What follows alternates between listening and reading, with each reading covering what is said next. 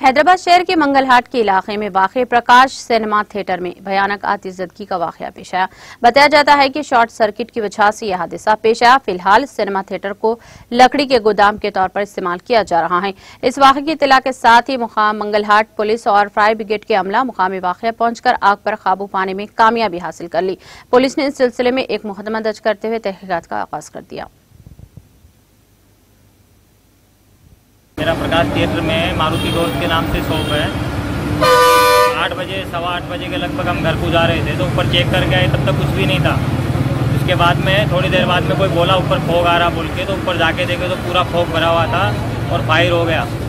पूरा मेरे डोर से प्लाईवुड से 40-50 लेंथ के था, पूरा जल के ख़त्म हो गया पूरा। नाज़रीन, हमारे टीटीवी न्यूज़ को सब्सक्राइब करिए, बेल आइकॉन को प्रेस करिए, शेयर करिए और लाइक करना ना भूलें। और किसी एडवर्टाइजमेंट से मुताल्लिक़ जानकारी के लिए हमारे इस नंबर पर कांटेक्ट कीजिए। हमारा नंबर है 9550102020।